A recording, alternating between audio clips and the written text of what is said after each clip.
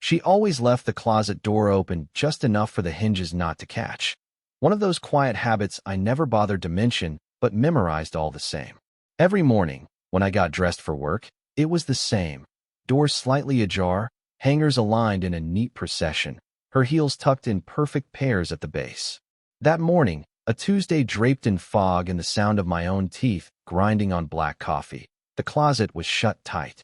Not slammed, not sealed with intent, just wrong, off, closed in a way she never did, like someone else's hand had touched it. I stood there for a long minute, hand paused mid-button on my shirt, staring at that door. It felt like looking at a stranger wearing my clothes. I didn't open it. I didn't need to. The chill had already spread. Later that day, I walked into the bathroom. My razor was wet, not freshly rinsed, damp, as if someone had used it and hurried the job. The last time I shaved had been Sunday. She never used it. She hated the way men's razors felt, said it made her skin itch. Like dragging glass over silk, she used to say with a shiver. I stared at it in the holder. One tiny bead of water clung to the underside, suspended like a secret. I didn't say a word when she walked in minutes later, humming some tune I didn't recognize, towel-wrapped and casual. She kissed my cheek and asked if I wanted waffles. Waffles. Tuesday. She never cooked on Tuesdays. Pilates, coffee with Jess, a smoothie if I was lucky. I nodded. I chewed. I swallowed. She smiled. 3 days later, I found her earring. Not hers, not truly. Same brand, same design. But hers had a hairline crack through the enamel, a tiny flaw she always twisted between her fingers when she was nervous. This one was perfect, untouched, sitting beneath the bed frame on my side, nestled like an offering between the carpet fibers. I held it in my palm for a full 10 minutes, staring at it as though it might explain itself. It didn't. I didn't show her. I didn't ask. I slid it into the back of my drawer, behind old receipts and cufflinks I hadn't worn in years. It waited there, cold and smooth, like a question I already knew the answer to. I began to catalog things. Quietly, like a man taking inventory before a fire. Her text tone changed, slightly sharper, quicker. Her laughter got louder, more performative. She touched me less, but said she loved me more. And then there was the soap. That was the one that finally confirmed it, though I never said so out loud. She always used sandalwood, earthy, musky, thick with warmth. That Thursday, I got in the shower and smelled citrus. Bright, artificial, the kind of scent you buy at gas stations or strip malls. It clung to the tiles like neon. It wasn't hers. It wasn't mine. It didn't belong in our house. That evening, she was unusually affectionate, as if her hands were trying to rewrite something her body had already erased. I kissed her back, gently. When she fell asleep, I got out of bed and walked the halls barefoot. I found her phone in her purse. I didn't touch it. Didn't need to. The screen lit up with a preview. Last night was perfect. I can still taste you. No name. Just the words. Floating there like smoke. I went outside, sat on the porch, and listened to the wind push through the trees. It wasn't anger I felt. Not yet. It was absence. A clean hollow where something used to be. The suspicion didn't scream. It whispered. It didn't shatter me. It sliced. Thin, methodical, precise. The kind of pain that leaves you functional. Dangerous. She never knew that was the night I stopped loving her. Not immediately. Not with any grand gesture or slammed door. But with a slow, coiled breath that said, I see you. I watched her over the next weeks with the gaze of a man who had already buried the marriage. The funeral just hadn't happened yet. She started saying things like space and self-care in a tone that made them sound like apologies. But they weren't. They were permissions, granted by her, to herself, without asking. She didn't ask much of me anymore, actually. She used to text me while I was at work, dumb memes or questions about dinner. Now it was silence. Not full silence, just the kind with gaps too long to explain away.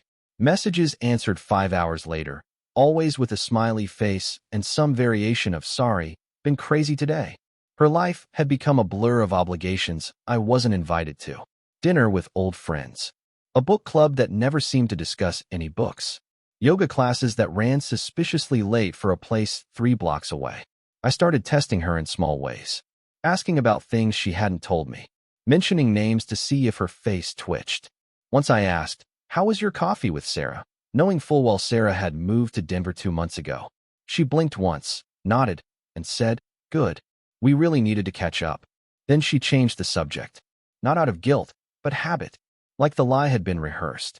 Her phone, once a common object in our house, now traveled with her like an oxygen tank. It never left her side, not even in the bathroom. I remember when we used to scroll through photos together in bed. Now, if I so much as glanced at the screen when it lit up, she'd angle it away like a child guarding a diary. "Can we have boundaries?" she asked one night, her voice syrupy with mock sincerity. "It's important for my personal growth." I nodded. I didn't say that boundaries only felt like walls when you weren't invited inside. She still kissed me, still touched my shoulder when she walked past. But it all felt like watching someone perform a version of themselves they no longer believed in. Her eyes didn't follow me when I left the room. Her laugh was 5 decibels too high. She told stories to the air, not to me. I started keeping a notebook. Not out of obsession, but precision. I needed dates, times, discrepancies. She claimed to have dinner with Lena on the 14th, but Lena posted a photo that night from Boston. The caption said, "Finally back after a brutal week away." I underlined it 3 times.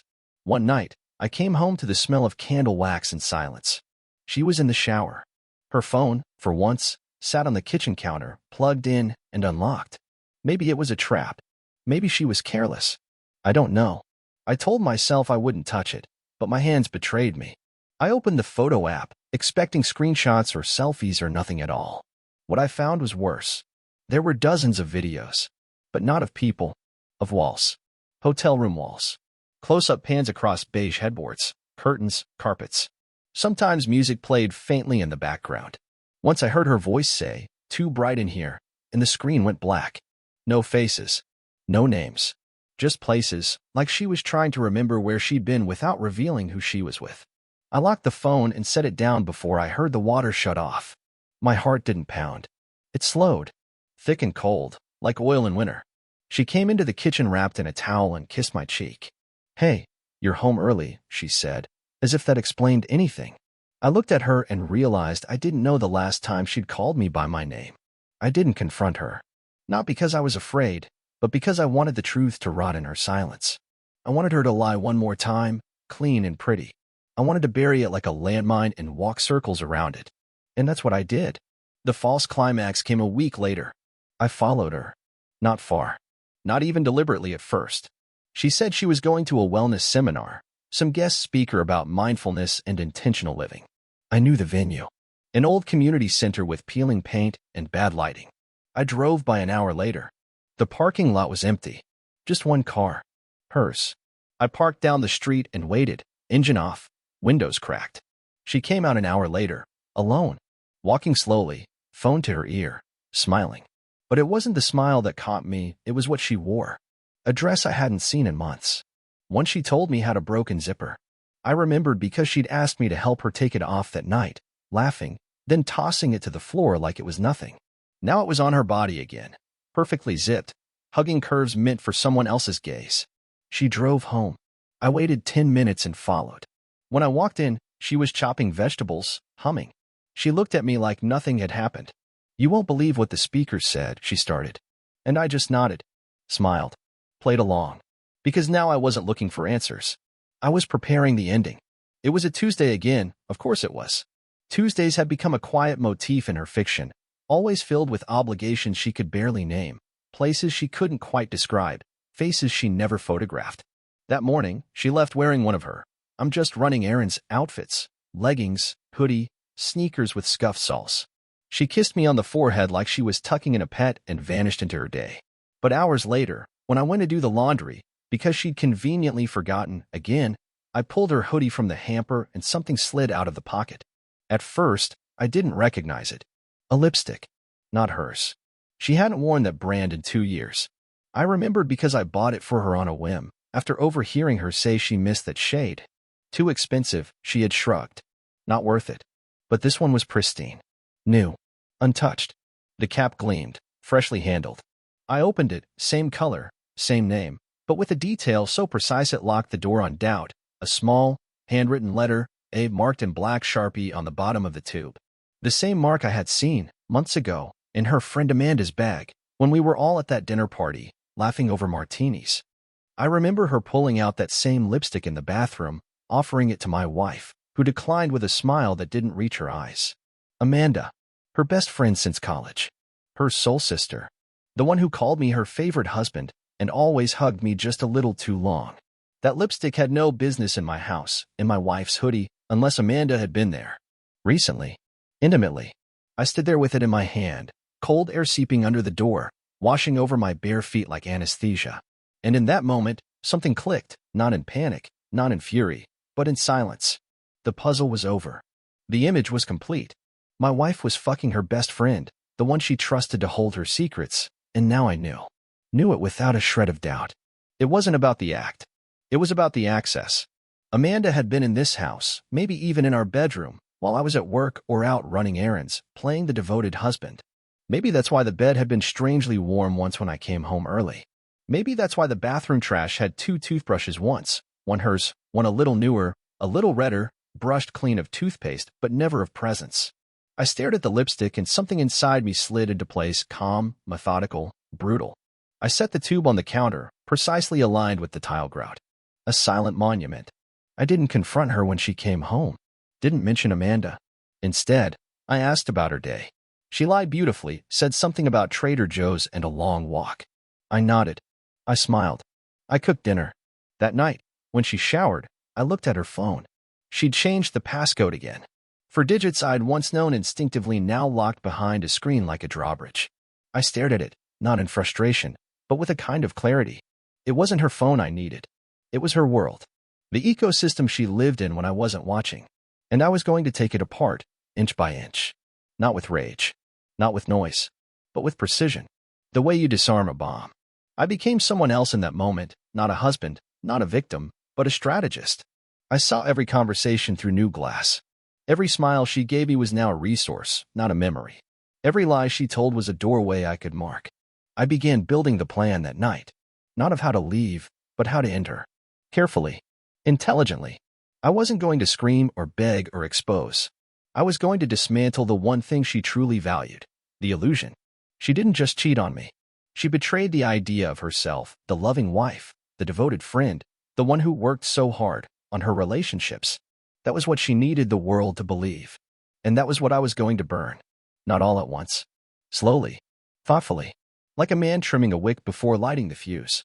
War had come, and I had no intention of losing. It started in the kitchen, like so many small arguments do. She'd just come back from another book club meeting, cheeks flushed with fake enthusiasm, carrying that tote bag she always took when she needed an excuse to disappear. I was seated at the counter, glass of water in hand, phone face down, calm as ice. How was the discussion? I asked. She paused, blinked, then smiled too wide. Amazing. We dove deep into the new one, the paper palace. So layered. I nodded. Interesting. I thought it was tomorrow, and tomorrow, and tomorrow this week. Her eyes flickered, but only for a second. Oh, right. Yeah, that one. I always mix them up. You know me. She laughed like it was charming.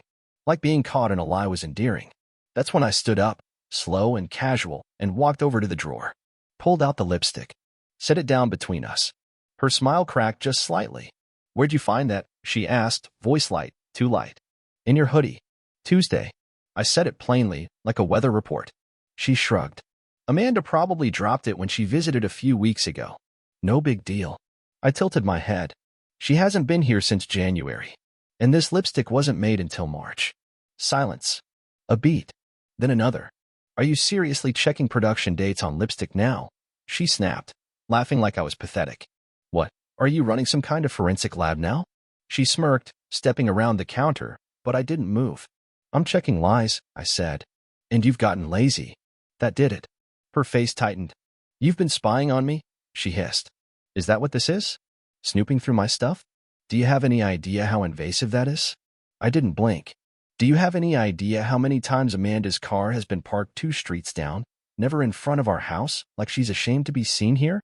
Or how many times you left wearing one outfit and came home in another? Her breath caught. Just a flicker. You're paranoid, she snapped. You always overanalyze everything. This is why we haven't been happy. You don't trust me. No, I said. I used to trust you so much it made me blind. Now I see exactly who you are. And the only reason we haven't been happy is because you were busy rehearsing lies with the one person you swore would never cross a line. She rolled her eyes, but I saw the twitch in her jaw. It was a mistake. One time. It just happened. I smiled, thin and surgical. That's interesting. Because the hotel charges on your card don't suggest one time. And neither do the texts you thought you deleted, but forgot were backed up. Or the matching necklaces you two wore last month. Funny how Amanda's initials are etched inside yours. Her mouth opened, but no words came out.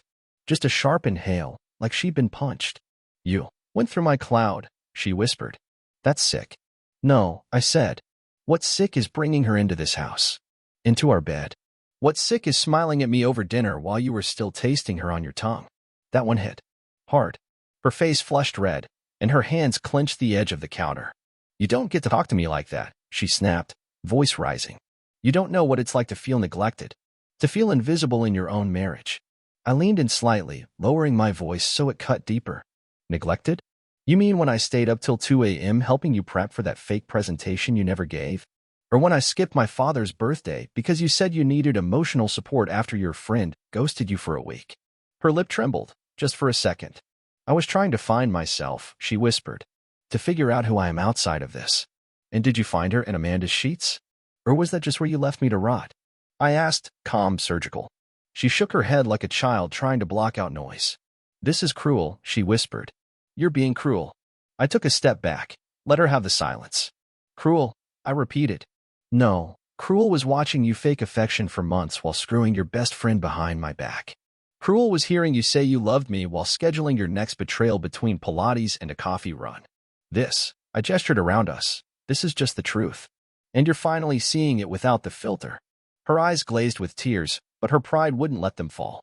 I didn't mean for this to happen, she croaked. I was lost. No, I said. You were greedy. You wanted the life, the safety, the image, and the thrill. And now all you're left with is the wreckage you made. She backed into the wall, trembling. Are you going to leave? She asked, voice cracking. Eventually, I said. But not yet. Not tonight. Her mouth parted, confused. Why? She whispered. I stepped close enough for her to see every ounce of resolve in my face. Because I want you to sit with this. With me. With what you've done. I want you to see every second of the life you destroyed still breathing in front of you. I want you to look at me and realize I didn't raise my voice. I didn't call you names. I didn't throw a single thing. And I still broke you. She didn't say a word. She just stood there. Shaking. Exposed. Finally silent. And I watched her. Until watching was the final blow. She sat at the edge of the couch like it was a cliff, arms crossed too tight, eyes darting between mine and the floor, the countertop, anywhere but stillness. The echo of our confrontation still hung in the air like smoke, and even though no one else was in the room, you could feel the eyes of the house itself, of memories embedded in walls, of silence that had finally been peeled back. She opened her mouth 3 times before anything came out. You're overreacting, she said finally, weakly, like she didn't believe it herself. I said nothing. Just watched her. That made her flinch. It wasn't like I planned this, she added quickly, as if framing the betrayal differently would soften it. You've been distant for months. You barely touch me anymore. I gave her nothing. Not a twitch, not a blink. Just the steady weight of my presence. You think you're perfect? She snapped then, sharp and desperate. You think I didn't feel invisible? You always made me feel like I was just part of your routine. Like I was some role you checked off a list. Maybe if you had shown half the passion you're showing now, I wouldn't have looked elsewhere. I finally leaned forward, not to intimidate, but to aim. Passion isn't a performance. You don't get to light your world on fire and then blame me for not dancing in the flames. She recoiled, mouth opening, then closing again. You think Amanda meant something to me, she said, voice shrill now. She was just. I don't even know what she was. A mistake. You don't end a marriage over a mistake. I shook my head slowly, not out of disbelief, but disappointment. You didn't make a mistake. You built a parallel life.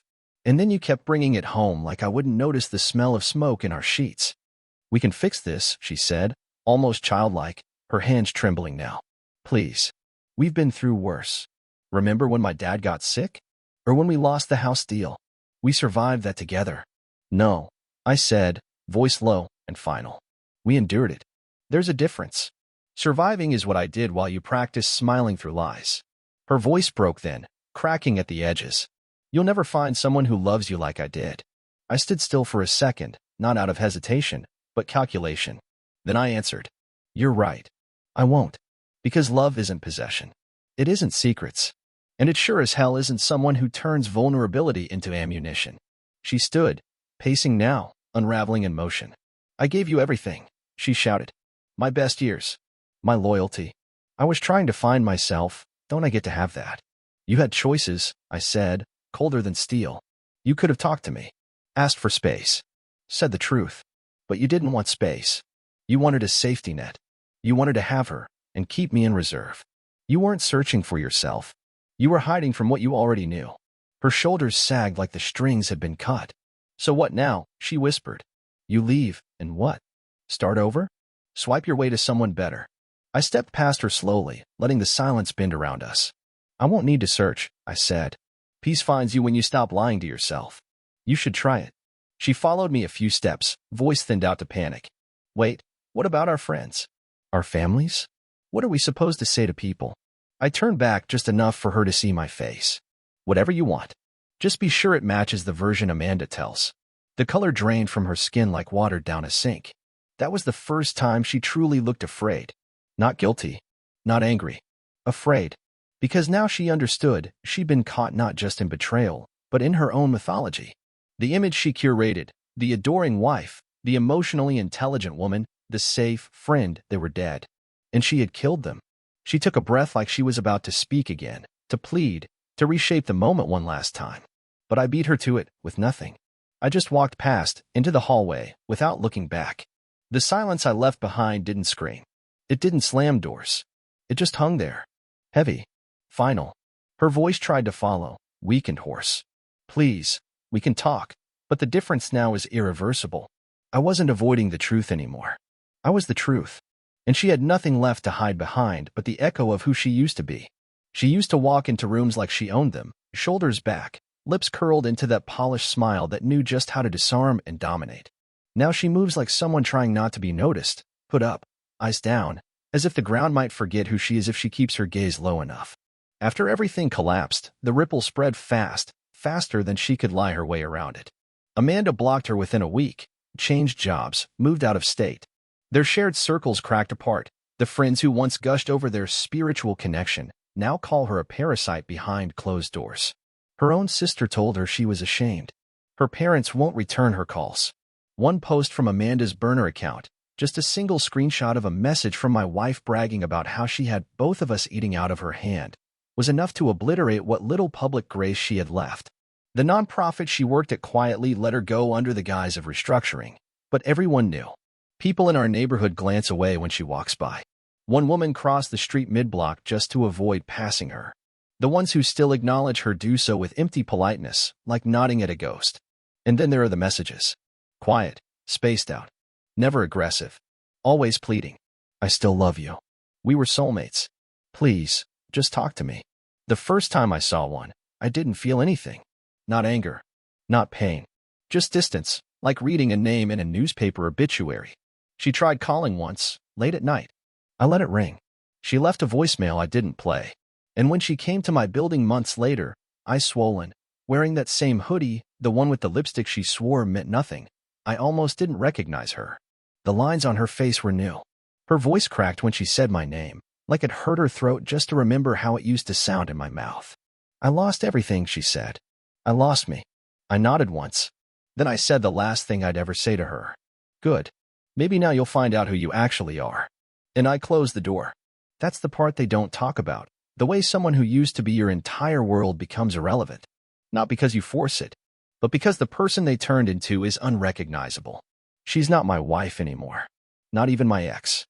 She's just someone I used to love before she became a stranger who weaponized my trust, slept with someone she called a sister, and thought she could rewrite the story with tears after the damage was done. Now, I live quietly. Peacefully. I go for runs in the morning. Cook for myself. Read books she would have mocked. I don't tell my side often, but when I do, it's not for her. It's for the men out there who think silence is weakness, who think walking away means losing. Sometimes the loudest revenge isn't what you say, it's what you don't say. And when I see her name pop up again, another text, another plea, I don't even delete it. I just don't reply. Because she's not the villain in my story anymore. She's not anything at all. Just an echo of who she pretended to be. Thanks for listening. Let me know where you're watching from and what you would have done if it were your wife.